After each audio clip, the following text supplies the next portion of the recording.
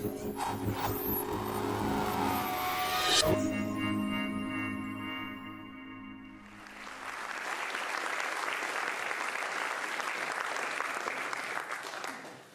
hello. What a top crowd. How nice to see you all. My name is Vivianne Parry, and you'll know who this is. Venki Ramakrishnan. And tonight we're going to be talking about The Gene Machine, Venki's wonderful book. And if you haven't read it yet, I urge you to read it. It's a great read. And this is going to be a story of a career in science that could, at any moment, have not ended as it has done. It's a story, I think, that illustrates the march of science perfectly. It's the way that intractable problems suddenly become solvable because of advances in technology. It's a story of intense competition and prizes. And finally, it's a story about science and how it works, and this man, Venki Ramakrishnan. And what I wanted to start with, Venki, was a bit about you. Before we get to the star of the show, which is, of course, the ribosome, I wanted to take us back to where you started. So you were born in northwest India. Your parents were scientists. In South India. South India, sorry. Your parents were scientists, but you didn't get into any top science schools. So if somebody had come and seen you then, you would not be somebody that they would have said, this is somebody who's going to go far. Yeah, it's hard to say because most bright students in India wanted to do engineering or medicine. And they would go to take this big national exam, and there were all these coaching classes that they would have to go to in order to prepare for the exam. And my parents were quite intellectual. They thought this was all nonsense, and they weren't going to pay for any of that. And so I didn't do very well on any of these exams, and I didn't get into any of these Indian Institutes of Technology, the IITs, or one of the top medical schools.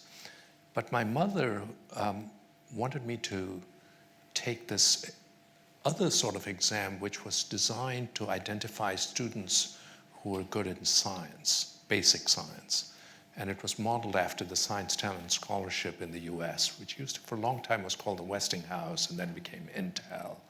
Now it's something else, I forget who's sponsoring it. But I took that and I got that scholarship. And one of the conditions was that you had to do basic science. You couldn't do engineering or medicine.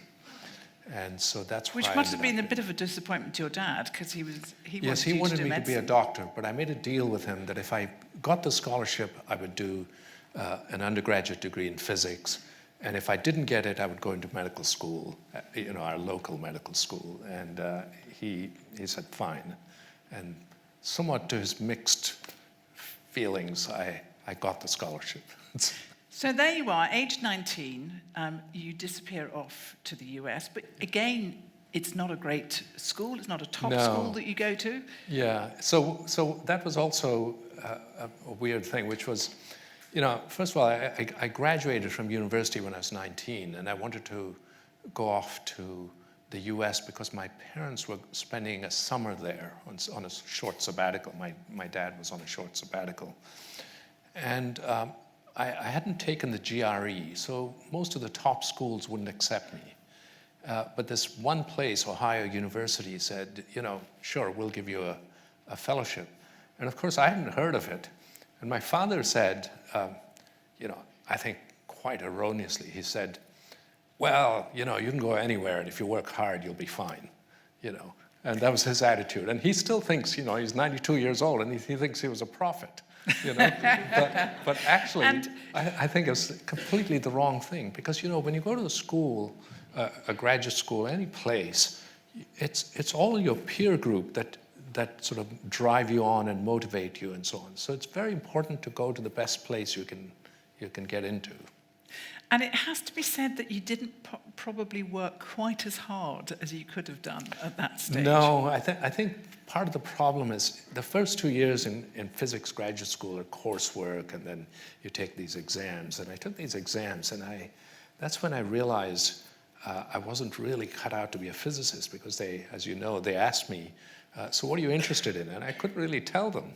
And then they said, well, have you read anything interesting at all, in the last few months? And I had to sort of really think hard and then, come up with this lame topic that I'd seen on the cover of a magazine. And so I realized, actually, maybe I wasn't so interested in physics. And I often say, so I had all these other interests. I became a chess player and, hopped freight trains, which is illegal, but there you are. So see, all these things you're learning about this splendid gentleman hopped freight trains. Just remember that. So, anyway. Essential prerequisites of a Nobel Prize, hopped freight trains. So I often say, if I had graduate students like me, I would just fire them. Because, And you also got married. I mean, you were a very young man, and you married, and Vera had a child already, and then yes. There you were. 23 years old. I was married with a 6-year-old stepdaughter, and a baby. Was about 6 weeks old, and I was off to start my second career. And why did you choose biology? So when I was in physics and I was disillusioned with a mixture of my problem and possibly my own aptitude for it, I used to read Scientific American, and I would see all these fascinating articles in biology, and it seemed as though biology was at the stage that physics had been in the early 20th century with quantum mechanics and relativity and atomic structure and so on.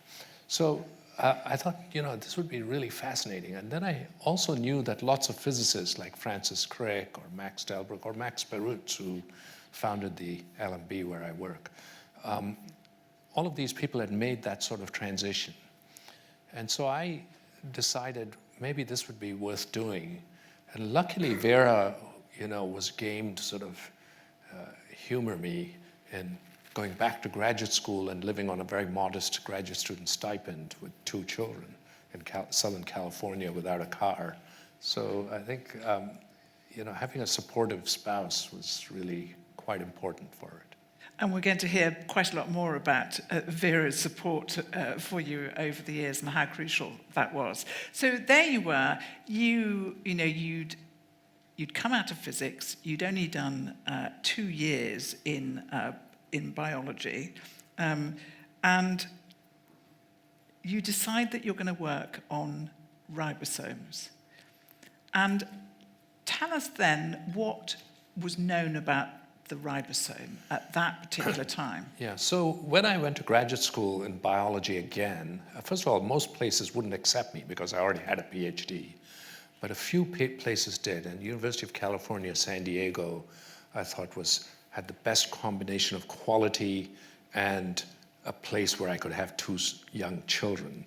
And so I went there, and I started learning about DNA and genes, and and realized that actually DNA coded for proteins. All of these things that we call genes are actually bits of information that can, allow you to make proteins. But the way that it's made is that, if you think of DNA as this archive of our genes, just as if you go to the British Library, they're not going to let you take out their valuable books. They're going to make a photocopy or a microfilm of it, and then you work with the copy. And so the cell does the same thing. It has this archive tucked away in the nucleus, which contains all its genes. And then as it needs particular genes, it makes a copy of it called messenger RNA. And that's exported from the nucleus out into the cytoplasm, the rest of the cell. And then this very large molecule, and large and small are relative, so it's tiny by human standards. If you take the width of a human hair, you could line up 20,000 of these molecules along the width of a human hair. So it's very small by our standards, but by molecular standards, it's enormous. It has 1 million atoms. And so, it's called the ribosome. And it's this very ancient machine. And what it does is it reads the messenger RNA, which is essentially like a sentence in a 4-letter alphabet, which is the 4 types of bases that DNA and RNA have. And using that, reading that sentence and reading 3 letters at a time, it stitches together a different kind of chain, which is the protein chain. So it has this the protein chain is this long chain of amino acids, and there are 20 types of them. And each gene has a different order of these 20 amino acids. So you can think of, hundreds and hundreds, thousands of individual beads with different, beads in different orders. And the miracle is, you take this long chain, and in this very theater in 1968, David Phillips showed the structure of lysozyme, which was the 3rd protein to be solved, which is right here. Now, we just happened to have one we made earlier. When he showed what this chain would look like if it was extended, it came down from the ceiling to the floor, okay? And how does it know how to fold up into this shape? Well, it's the order of the amino acids in the chain that miraculously contains the information to allow the chain to fold up into its shape. And it's that folded shape that gives each protein its special function, because it's the shape of the protein, the structure of it, that allows it to work. And so we have all sorts of proteins. You have a protein in your eye that allows you to see, called rhodopsin. You have another protein called hemoglobin, which allows you to carry oxygen from your lungs in through your blood. You have a long filamentous protein called collagen, which makes up your skin and connective tissues. You have Greg Winter got the Nobel Prize this year for work on antibodies. Well, antibodies are also proteins, and they help fight off infections. So we can hear because of proteins in our ears. We can sense touch because of proteins in our nerves and so on. So proteins carry out thousands of functions.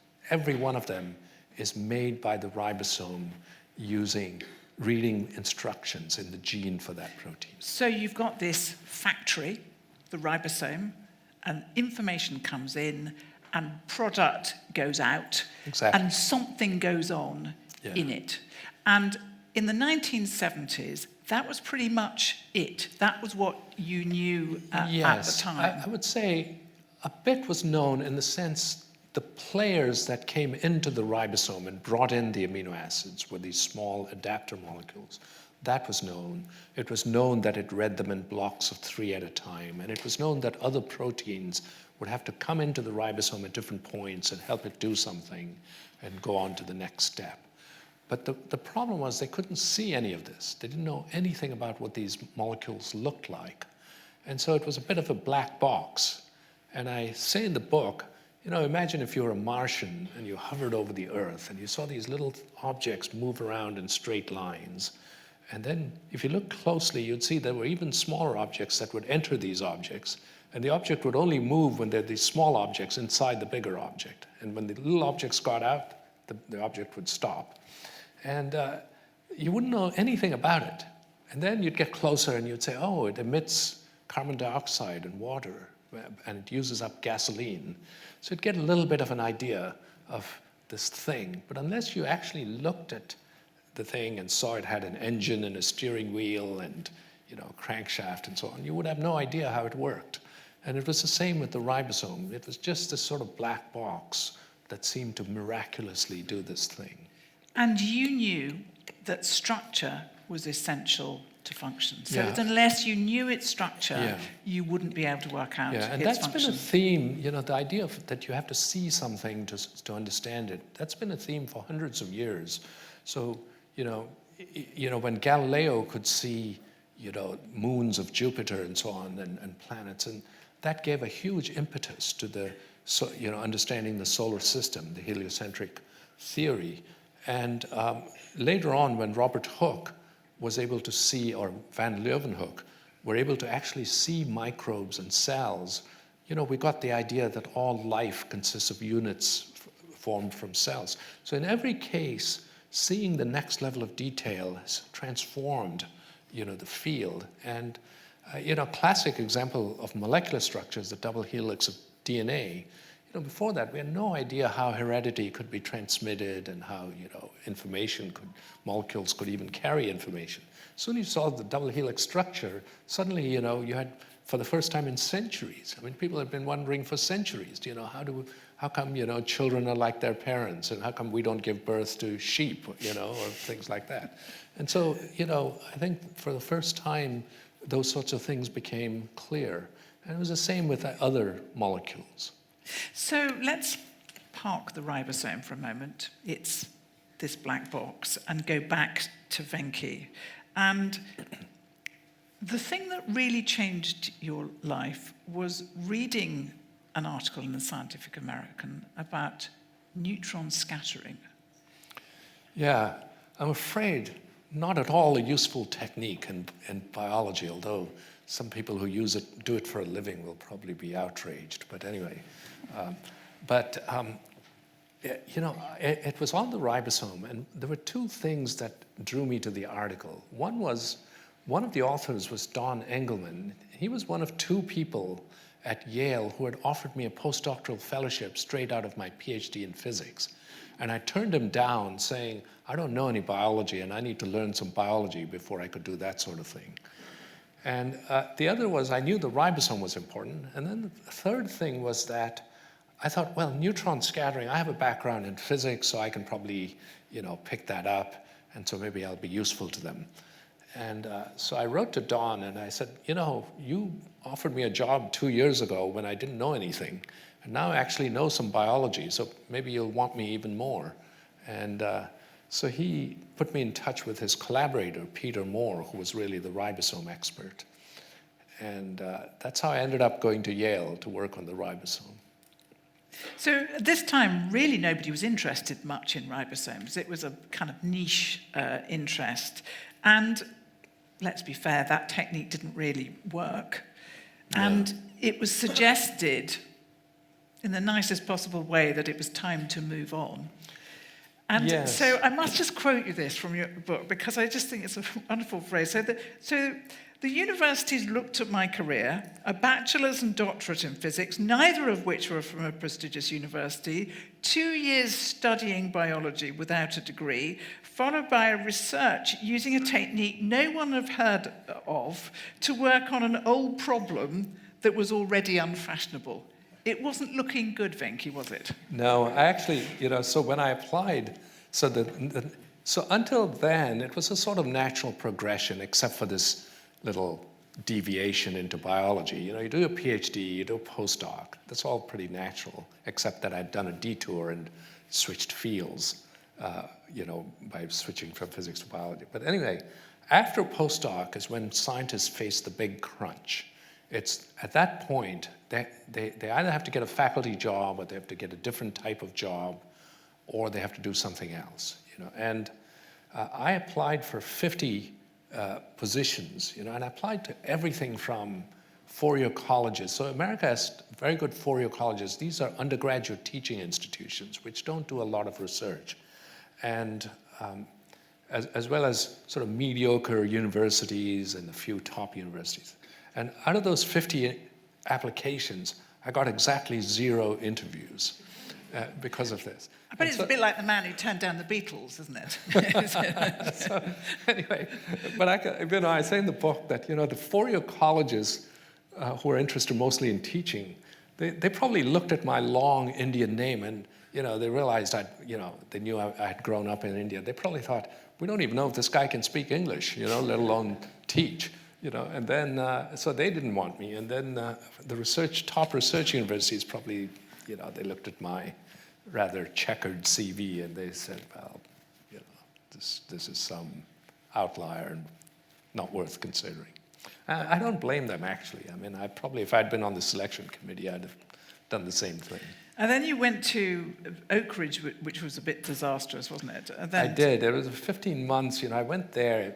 My advisor, Don Engelman, had called up this fellow who was a physicist who was running a neutron scattering facility in Oak Ridge. And they wanted a biologist to sort of help with attract people. So in effect, I was a neutron salesman, if you like. Attract biologists to come and use this instrument. So I said, I'm happy to do that as long as I can do my own work.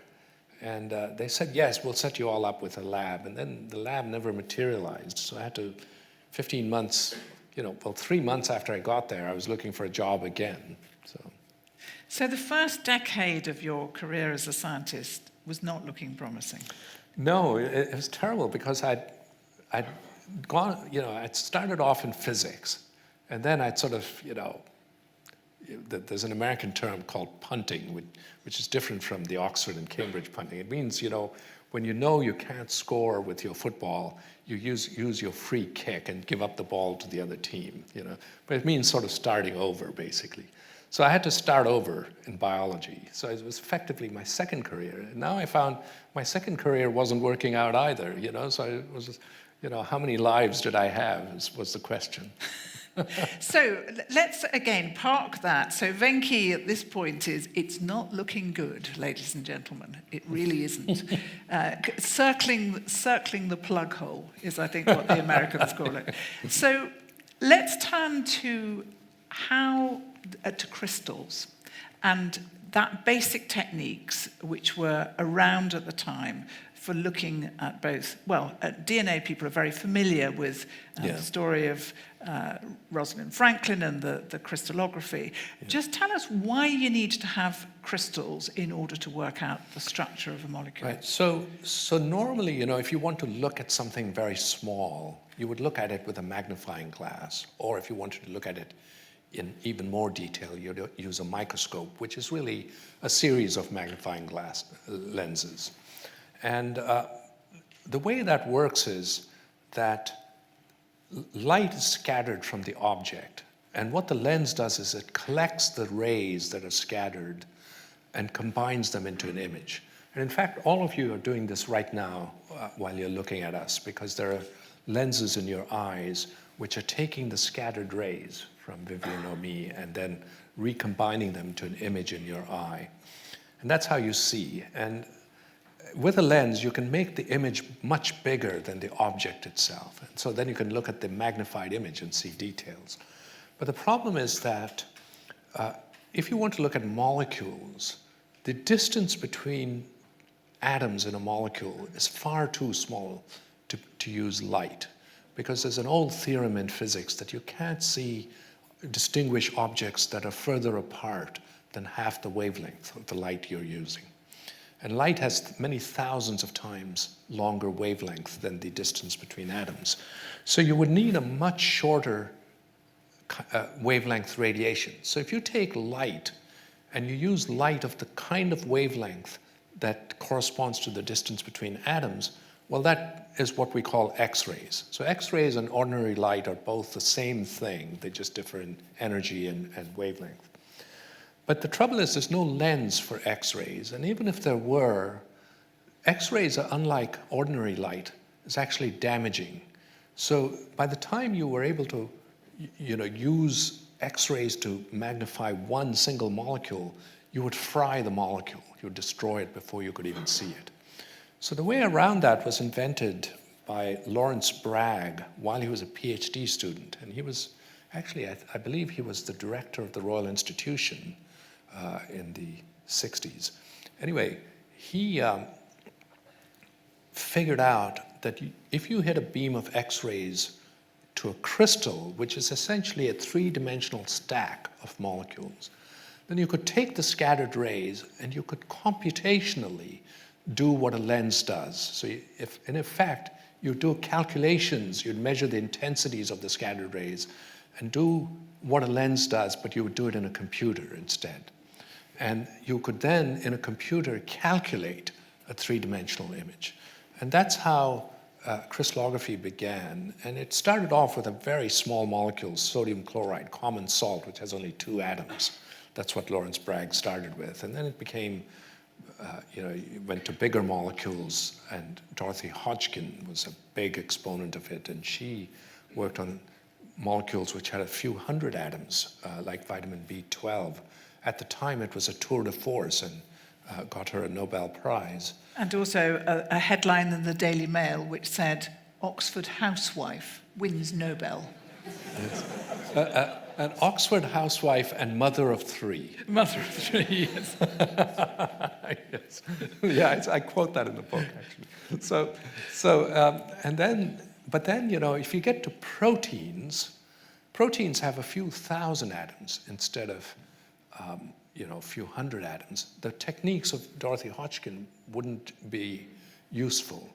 And Max Perutz, who was in Cambridge, was working on this problem. He worked on it for 23 years before he made his breakthrough. And he and his former student, John Kendrew, but then his collaborator, worked on the first two protein structures, which were hemoglobin and myoglobin. And they won the Nobel Prize in 1962. And they'd figured out techniques to solve these much larger molecules. And the third protein structure was done here at the Royal Institution by David Phillips, and that's lysozyme.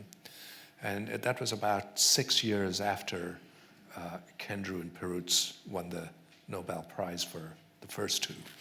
But you're making it sound a bit easy. And it wasn't easy because, because so the first protein structures themselves took about 23 years, because you had to figure out all the methods and even how to collect data. And, they were also a bit lucky in that digital computers were invented right around the time when they needed it. And, Kendrew, who doesn't get a lot of credit, I mean, he's one of the more under-recognized people. He also started EMBL, by the way, which is one of the big European labs. Anyway, he realized that you needed to use digital computers. And they in Cambridge, there was this huge computer called EDSAC, which would take up almost, as much as this room practically. And they would have to go there to do all their calculations. Of course, now, I have many millions more orders of magnitude more computing power in my pocket, as do most of you. But that helped, and this goes back to this technology, driving science. And then it took another 6 years to do the third protein structure. And for a long time, protein structures would take, typically 5 to 10 years for each one to do. But then the pace accelerated. And the other thing that you had to do, which is crystals of pesky things. That's right. I mean, really pesky things. Yeah, I mean, you might think it's easy if you've left a bit of salt out and it's salty water and it sort of crystallizes. But actually getting crystals is a huge step. It's really difficult. It's a difficult step because what you're trying to do is you're coaxing molecules to form these very regular three-dimensional arrays. Now, if you have spheres, regular spheres like marbles of the same size, you can easily stack them up, okay? But if you have some, say, floppy teddy bears or something, it's much, much harder to make a very regular stack. They'll all be slightly different. They won't line up very precisely. And so you can think of proteins as sort of floppy, this looks rigid, but it's actually in water, it's in solution, and it's actually kind of slightly floppy. And, to get this this has a few thousand atoms, to get it to line up in crystals, very, very difficult.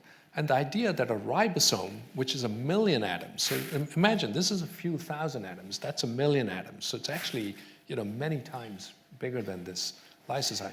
To get that to crystallize was not thought to be really straightforward at all. But Ada Jonas who was a scientist who was at the time, I think, in Berlin, had managed to get a crystal. That's right. So Ada Jonas went to work with Heinz Gunther Wittmann, who ran a big department, almost like an institute in Berlin. He was a Max Planck director. And he was interested in all things ribosomal. And he actually had tried to get a couple of people to give this problem a go, which is to try and crystallize the whole ribosome. And one of them turned out to be a bit of a charlatan. And the other, and he left, and the other guy wanted to come to work on it, but because his girlfriend was German, so he wanted to spend time in Germany. And his girlfriend at some point dumped him, so he didn't want to go anymore. But he had this, so Wittmann had this fellowship. So when Ada Jonas wrote to him, he already had a fellowship lined up, so he simply transferred it to her. She came to Berlin, and the first year she was working on something else. And then, as she narrates it, she was had a bicycle accident or something, and she was hospitalized for a while. And while she was there, she was thinking, well, maybe I should give whole ribosomes a shot, because the institute is making lots and lots of these ribosomes from different species. And so when she told Wittmann, he was naturally delighted, because it had been on his mind, and he didn't think anybody would be willing to sort of take on the project, because it seemed so impossible. But she, to her credit, not only took it on, but stuck with it for quite a long time. So the ribosome it's composed of a big bit, a little bit, and some proteins. Yes, so if you look up there, you see that there's a bottom part in yellow and a top part in sort of light blue. And so the top part is what's called the large subunit, and the bottom part is the small subunit. They're not very, they don't have much originality, scientists, the big bit, the little bit. Anyway, so the big bit and the little bit, and they're going to feature largely in our story to come. So Ada Jonathan's got some crystals. You now decide that you're going to go to the Laboratory of Molecular Biology in Cambridge, and you're going to do a sabbatical for a year. So poor Vera gets dragged across. Oh, no, I wouldn't say poor Vera for that. Vera is an extreme Anglophile. I call her the English woman from Ohio. So I don't think that was any sort of imposition at all. In fact, she had spent a summer in Durham when she was 17, and had been in love with England ever since. So she was willing on that occasion. She was always willing to go to England, yes. So you come to the LMB. Now the LMB plays a big part in this story, and the LMB is a very special place. The LMB is, as probably some of you will know, Laboratory of Molecular Biology in Cambridge, which is still on right next to Addenbrooke's Hospital, and it's an extraordinary place that has an extraordinary record. It has more Nobel Prize winners amongst its alumni than most developed countries. It's absolutely astonishing. How many is it now? Well, the lab itself had its 16th Nobel Laureate, 12th Nobel Prize, because some of them were shared, and this year with Greg Winter. But it also won the Nobel Prize last year with Richard Henderson, and 2 in a row for a relatively small institutions, unheard of. Yes. And, So tell me why, Venki, it's so extraordinary. I think the reason is severalfold. First of all, Max Perutz, who founded it, had this vision of really a lab where you would have stable funding, where people would be very collegial and non-hierarchical, and they would work in small groups. And this has several effects. One is, if you have stable funding, you can afford to tackle very large, difficult problems, because they're not going to pull the funding out from you if things aren't working right away. So it allows you the ability to tackle hard problems. The collegiality, if you have high-level colleagues, gives you critical feedback. Because when you're tackling a hard problem, you sometimes don't know whether you're just wasting your time or whether you're actually sort of making progress, and you need to maybe try a different technique and so on. And so if you have very critical colleagues, that forces you to keep sort of focused on the problem.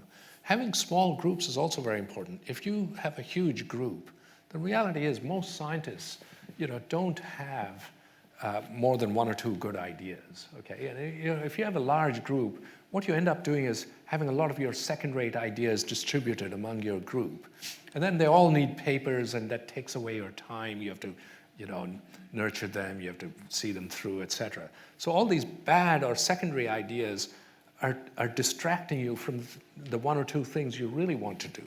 Okay, so by forcing you to have small groups, it's forcing you to focus on the things that are most important in your field, and not waste your time on sort of these derivative problems. I think so. All of these are important, and the collegiality, the fact that there's no hierarchy. We don't have a senior common room and a junior common. We have a canteen where everybody from the lab director to the first-year graduate student, or the cleaners or electricians or whoever, they all sit together. And so there's this feeling that we're all in this together. Everybody feels invested. And so the result is we get terrific support from the machine shop, the people in the workshop, or the electronics people, and so on. And because everyone feels it's part of this grand effort. So it's essentially curiosity-driven research, and you're not driven so much by the need to publish papers, which is often the driving force in Fred science. Sanger, who won 2 Nobel Prizes, he has about 40 papers, and today, if you just counted his papers and what is called his H index, he wouldn't even get tenure, at a middle-level university. So it just shows you those criteria are not that useful in terms of, actual science. But I have to tell you, it's not actually a paradox, but this curiosity-driven work at the LMB has generated billions for the British economy, Greg Winter. including Greg Winter's monoclonal antibodies, which is the basis of 6 of the top 10 selling drugs are a result of Greg Winter's technology. Yeah, so Humira, the Medical Research Council, had an enormous amount of funding every year, which came directly from the Humira in fact, drugs our new building, the amount of money Greg raised for the MRC was many times the cost of our new building, which cost about £200 million. And so I often joke it should be called the Winter Palace. Okay, so we've got you at the LMB, and you decide that you're going to go for the little unit. Yeah, so, Ada Yonat had crystallized the large subunit. And over the years, she had made the large subunit quality good so that the molecules were all very precisely lined up so you could get an atomic structure. But a Russian group had done the same thing for the small subunit as well as the entire ribosome. But the quality of these crystals were not that great. So even if you were able to solve it, you'd only get a fuzzy image of the ribosome. You wouldn't be able to determine an atomic structure. And so I thought, well, people in Berlin have these great crystals of the large subunit. And, so maybe I should work on the small subunit. And one reason I wanted to do that was, first of all, I realized I wasn't getting anywhere by looking at little pieces of the ribosome, and that they weren't going to tell you how the ribosome works unless you were able to look at a much bigger thing, like an entire subunit, or preferably the whole thing. And so I thought, well, how would you even go about doing it? And it turned out I got an idea almost randomly as a result of a conversation that had to do with a very specialized technique in crystallography that uses these very intense sources of X-rays called synchrotrons, where you can choose the wavelength of the X-rays very precisely. Anyway, I've described it in my book, but it gave me an idea that you could even, using this technique, tackle very, very large molecules like the ribosome. So I thought, well, I could do that, but I don't want to go head-to-head with Ada on the 50S subunit, even though it appeared that work had sort of stalled because those crystals had been around for quite a long time and there's no structure emerging. And I didn't want to go head-to-head with her. So I thought, well, rather, I'll pick this small subunit, see if I can improve those crystals, and then I can try my idea on those improved crystals. But actually, that's a very important point in science, isn't it? Because some people, they choose the wrong thing. I mean, there is some luck. I mean, yes, you were determined you would do that, but there is some luck about choosing the right thing. Being in the right place at the right time is a very important point in science. And I think if I hadn't done my sabbatical at the LMB for a year, I don't think I would have ever had this idea. If I'd gone somewhere else to learn crystallography, I might have become a competent crystallographer and done some, pretty good work. But I don't think I would have had this idea of, first of all, it's a cultural thing too. After going to the LMB, I thought, why am I wasting my time doing these little, bits and pieces of science? I should be tackling the most important question in my field. So there was that cultural motivation, after having seen how people worked at the LMB. And then the other thing was this random conversation with a friend of mine, Phil Evans, who actually was simply conveying a message from Eleanor Dodson, who was a well-known crystallographer at York. She and her husband were both, Dorothy Hodgkin's proteges. And anyway, so because of this tip from Eleanor, I tried this technique, and then gradually I realized it worked so well that maybe it could be used for very large objects. So now you go back from LNB, you go back to America, and this is time you're now at Brookhaven, or you've gone to Utah? I was at Brookhaven, but when I went back to Brookhaven, the trouble is the administration at Brookhaven it was run by a Department of Energy, and they're a bunch of ex-physicists turned bureaucrats, and they really didn't have a good feel of how life sciences actually work. And they were really starving our department of fresh blood, and I thought the department was stagnating. There were very good people there, but I just didn't see that this was a place that was going to be exciting in the future. So you're off to Utah then? So I went off to Utah. I almost took a job at Edinburgh. I don't say that in the book, but my son was just going to university at the time, and according to British immigration laws, because he was 18, he was no longer my dependent. Obviously, they hadn't talked to my bank. But anyway, so they wouldn't give him a visa. And anyway, he had already been accepted at Harvard, so he didn't really want to give that up. So I didn't feel like abandoning him at that stage and going off to a different country. And that was one reason. But I also felt Utah had some very good people working on RNA biology and had absolutely superb colleagues. And, I was very happy to go there, actually.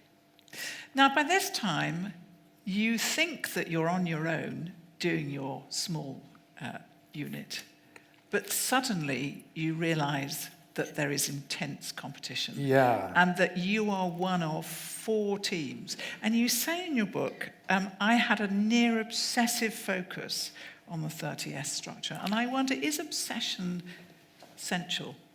I think it can go in phases. There are times when you need to be relaxed and very open to new ideas, and allow sort of the world to sort of sink into you. But there are other times when you've already decided this is what you're doing, and you just have to come to grips with the problem and really obsess about it. And by obsessing, I don't mean you have to work on it 24 hours a day. If you do that, you'll just wear yourself out and you won't get anywhere. You have to take time off. Sometimes actually you get your ideas when you're away from the problem, going for a run or going to a concert or something. But you do have to constantly mull over it and be obsessive. So there you are obsessing, but it almost fell apart. Tell them the story of the guillotine. Oh, that's right. So, you haven't mentioned that I actually left Utah and went off to the LMB. Oh, again. Yes, but Utah. So what happened was, when I started working on the 30S, I decided to work on the 30S. I went to a conference and I realized that Tom Stites, who unfortunately died about a week ago, had started to work on the 50S, going head to head with Ada, using Ada's crystals as a starting point, because they had sort of figured that, well, some other people needed to get into the act. And so I thought, that's fine, people can duke it out. And I wanted to work on the 30S, but then I got nervous. I thought, Ada Yonat had been doing it for 15 years, and I thought, well, what if I'm doing it for 3 or 4 years and get nowhere, and then, because it's a tough problem, and then my grant runs out, and then they won't renew it. So I wrote to Richard Henderson, who was the director at the time, and I said, how about giving me a job at the LMB to come and work on the ribosome? And of course, most places would sort of laugh at you, but the LMB being what it is, he had me over on a visit to Sweden, on the way to Sweden, and he talked it over, and then they gave me a job at the end of it. And I went to Sweden, and I realized that Ada had then shifted her attention from the 50S to the 30S, because she sort of ceded the ground to Tom Stites and their colleagues. And so I had been trying to avoid this race, and then found myself, in this sort of head-to-head race with Ada, quite unintendedly. And then I went off to the LMB, and there was this furious year when we, all trying to pull out the stops to get this structure. And our crystals were not like each other. Each crystal was slightly different. And we thought that maybe the reason was the way we were freezing them, because to freeze them, you have to look under a microscope and with a tiny loop fish out these crystals and then plunge them into liquid nitrogen. And if you plunge them in slightly different ways, maybe, the crystals freeze slightly differently and they end up being somewhat different. I told you these crystals were pesky. So a friend of mine said, well, we have this device which is like a guillotine. And what you do is you fish out your crystal, you stick it onto the guillotine, and then you press a pedal, and the guillotine drops down into the liquid nitrogen. So every crystal will drop down exactly the same rate and in exactly the same direction. And so I had this very enthusiastic graduate student, Bill Clemens, and he would, sit in the cold room. This all had to be done at 4 degrees C. So he would put on his winter jacket and set up a stereo and put on Johnny Cash. And then he would freeze, hundreds of these crystals. And actually, if you want to hear what he said, this is a little self-advertising, you can hear it on Desert Island Discs this Sunday. Okay.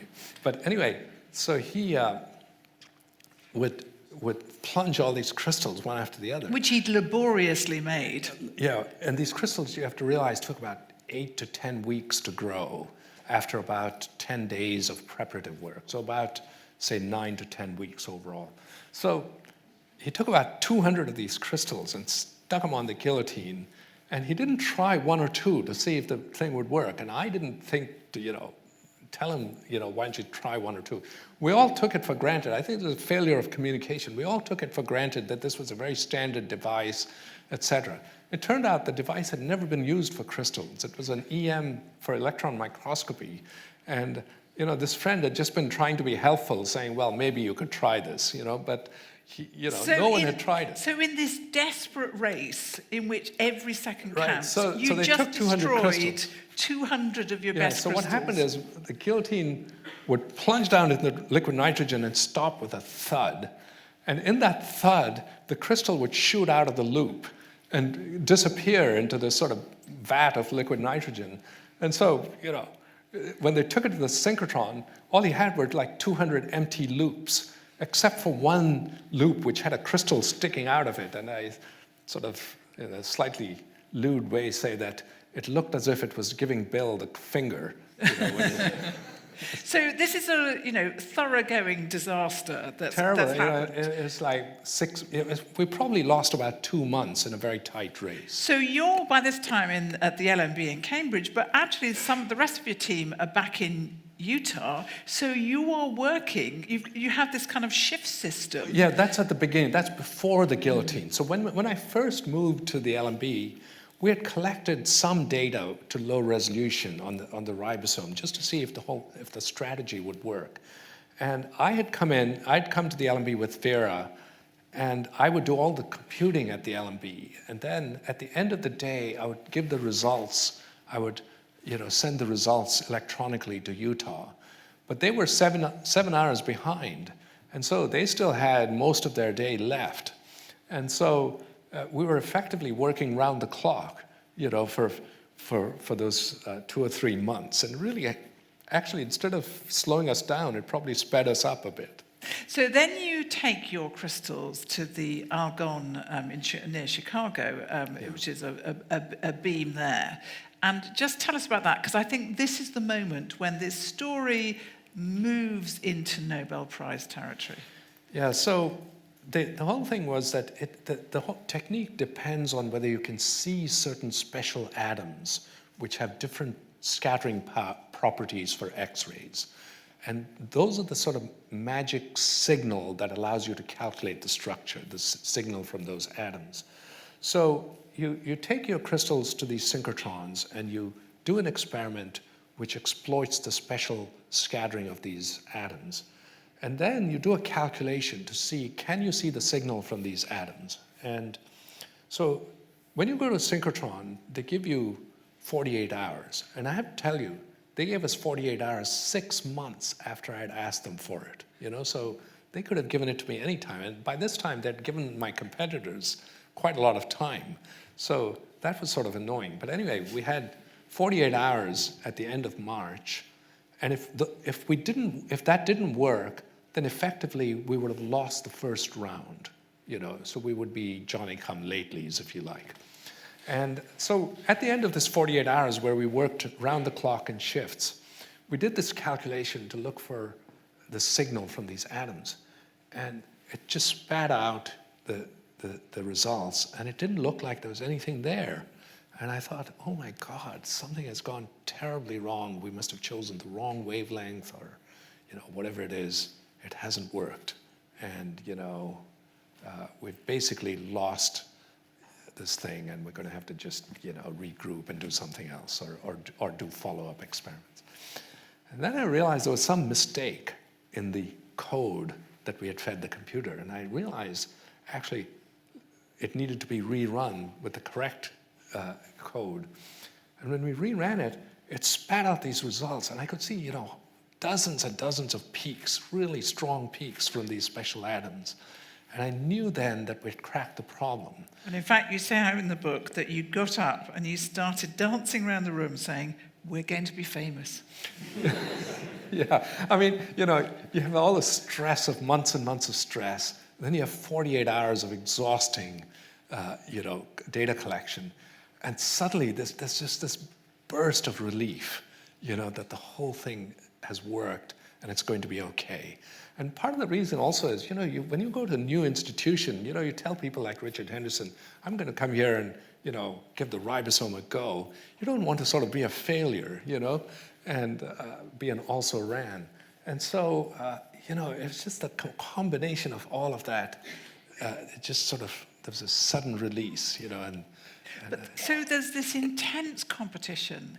And actually, people think of science as being about collaboration. I mean, you think about huge teams, you think about... science is always a team effort in it, that you build on the work of others. But actually, there's also a fiercely competitive Science streak. has always been fiercely competitive. I mean, you look at Newton and Leibniz, or actually, there's a very famous example with Golgi and Ramon Cajal, who shared the Nobel Prize. And Golgi spent his entire Nobel lecture completely trashing Ramon Cajal, although Ramon Cajal turned out to be right, actually, But anyway, so science has always been like that. It's just, science is done by humans. Humans want to be recognized, they want to be famous, they want credit for their work, and so on. Now, of course, if you want to work on the Higgs boson, nobody's going to give you your own CERN, to work on. So you have to collaborate. Or if you want to work on the Human Genome Project, you have to collaborate. And that's how a lot of science works. But you could argue that by that time, it's more of an engineering effort, But if you have a very good idea, you're not going to suddenly say, oh, well, I have this great idea and let's all share it. You're going to want to use that idea to show it works, so that, people say, yes, this guy, had this great idea. So I think that drives the thing. And if you look at the ribosome, I mean, to be very blunt about it, while it was being done by just one group for 15 years, not a lot happened beyond getting the crystals. It didn't progress towards the structure, although it could have at many different points. And suddenly, you have 4 groups working on it, and the whole field explodes, and things just take off. And it's because when you have competition, you're just forced to work harder, but also to think harder. And it's the same actually in the marketplace. It weeds out bad ideas, and it just creates better products, I'd say.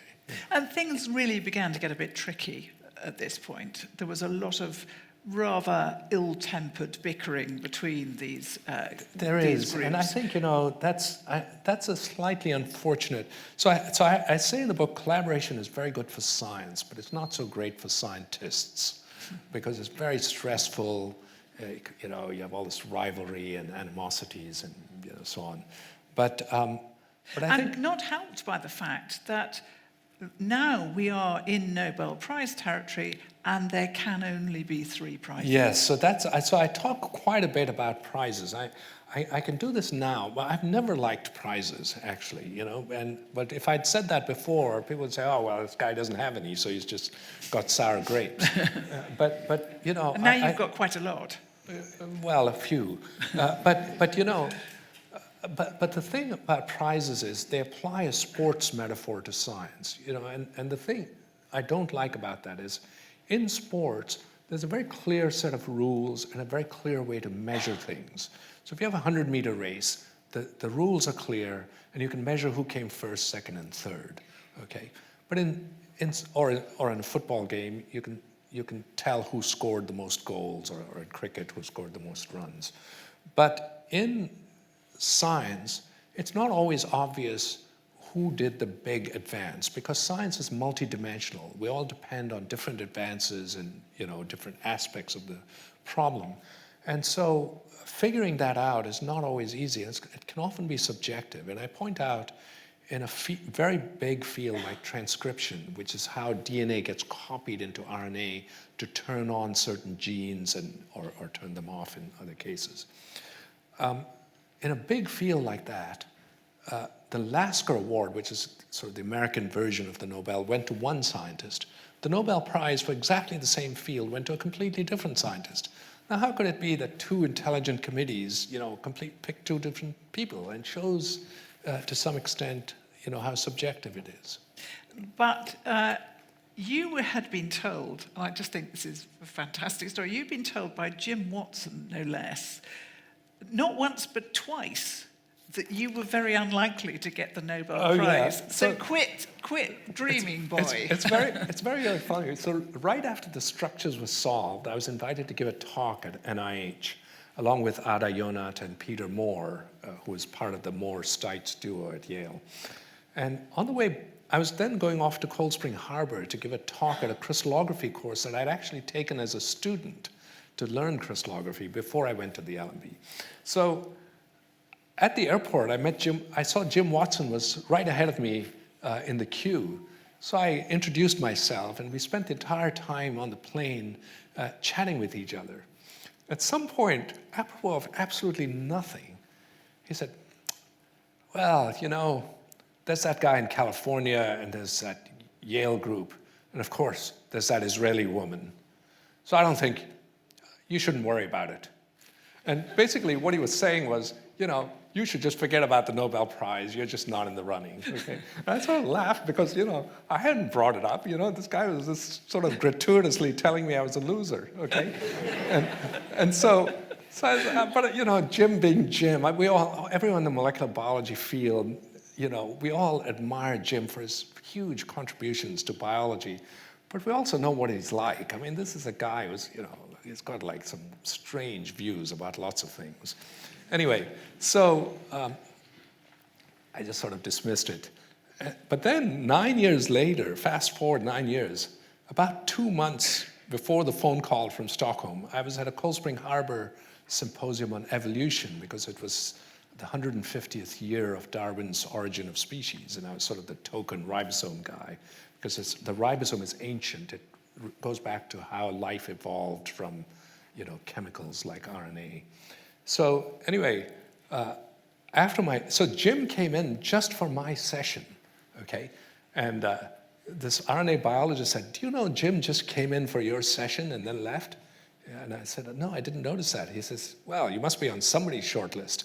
And I say in the book, not on Watson's apparently, because after the talk, I met him in the lobby, and he started asking me about, how so-and-so was doing, and so-and-so was doing, and so on. And then he sort of looked at me and says, "Look, not going to Stockholm isn't the end of the world." Yeah. And I didn't know what to say. You know, again, it was like apropos of absolutely nothing. But it shows that Jim is slightly obsessed about the Nobel Prize, you know? And it's But just you'd weird. also had a blistering row with a person who was on the Nobel Oh yeah, committee. that's another thing, you know. So How after not these to get structures were solved, you know, it sort of went into some weird campaign mode. All of us were getting invited to meetings all over the world. And there were, for a few years, every year we were getting invited to at least one meeting in Sweden. And the last of these that I attended was in 2004. And there's a well-known ribosome biochemist in Sweden. And he was at this meeting. And at the banquet, he had clearly had one too many. And he comes to me after the dinner and starts haranguing me about my talk. And you know, he had a disagreement with our model for how you know, the code on the gene is recognized, which is a very important part of my work. And he disagreed with it. And then he said, you know, I know why you're trying to pretend you're doing something, you've done something new. We figured all this out in the 70s. And then I got really irritated. And I sort of gave it right back to him. And then his colleague had to drag us apart. And then 2 months later, I read somewhere that he had been appointed to the Nobel Committee for Chemistry. and so I thought, well, you know, that's that as far as I'm concerned, you know. And actually it was a big relief because I was absolutely sure that I was not going to get a Nobel Prize. If the ribosome got one, they would never give it to me because this guy would tell them that I was, you know, completely wrong, etc. But in 2009, you got the call, which you thought was a prank call. I didn't believe it. I didn't believe it because of that. And I said, well, you know, if this isn't a prank and you're real, and I said to the guy, you know, you have a very good Swedish accent, but I'm not sure I believe you. and then I said, well, if it's true, I want you to put Måns Ehrenberg on the line because he's on your committee and he must be there. And there was this huge laughter at the other end. I realized then I was on a speakerphone, you know. And then Måns came on the line, and that's when I sort of realized it must be true. But what I love most about this was that what Vera said when you went home, and she said to you, I thought you had to be really clever to win one of those. I know, so I quote, you know, Marion Pearson was the wife of Lester Pearson, who was a Canadian Prime Minister. And at some point she was asked, you know, what she thought about Pearson becoming Prime Minister. And she said, well, you know, behind every successful man, there stands a very surprised woman.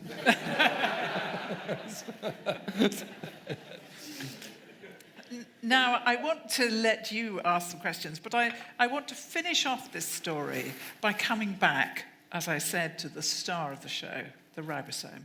So, briefly, what do we now know about the ribosome because you've been able to work out the structure? So, first, there were several questions when we started. First of all, how does it recognize the code so accurately? Another is, how does it actually join up the amino acids in the other part of the ribosome? A third is, how does it actually move from one group of 3 to the next group of 3 along the genetic message? And then how does it terminate? How does it know when to stop? How does it know what the right starting point is? So in all of these, we've made tremendous progress. A completely separate issue is the ribosome happens to be the target of lots of antibiotics. Almost half of known antibiotics block the bacterial ribosome, but leave our ribosomes alone to some extent. And so once we had these structures, we could figure out exactly how these antibiotics block the ribosome. And that's going to help, and already has led to people using these ribosome structures to try and design better compounds, which might be more effective antibiotics. Now, currently, what we're trying to do is look at ribosomes from, these were all bacterial ribosomes, but we're now looking at ribosomes from higher organisms and actually, like us. To interrupt slightly, that bacterial ribosomes was a very important part of this because they were not just any old bacteria, they were bacteria from extreme environments which helped you be able to use them as crystals.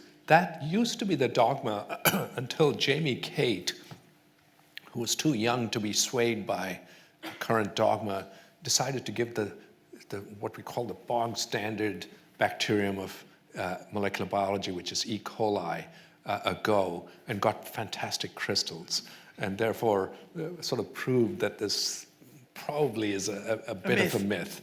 But, sometimes myths are useful because if you believe in them, they help you sort of keep going, and give it a shot.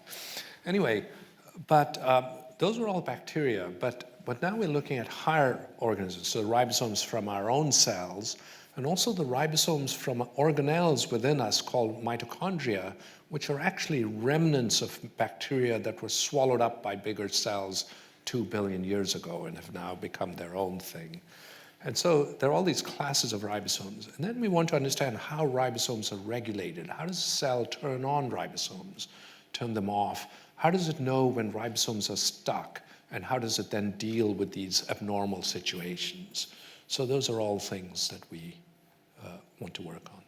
And you understand them better because you had the structure. We understand, and the structures have made all sorts of experiments possible that wouldn't have been without knowing where all the groups were on the ribosome and so on. Yeah. It's an extraordinary story. It really is an absolutely terrific read. I mean, it's that sense of we've got to get there, and this huge competition. It's terrific. And just to give you one last thing about the ribosome, it's so fundamental. It's at the crossroads between genes and the proteins that are what the genes code for. And I like to say that every molecule in every cell was either made by the ribosome or were made by enzymes that were themselves made by the ribosome. So you can think of it as the mother or the grandmother of all the molecules made in the cell. So that's how important it is. And it goes back to a world that existed before DNA or proteins, from this ancient RNA world. It sort of emerged from the mists.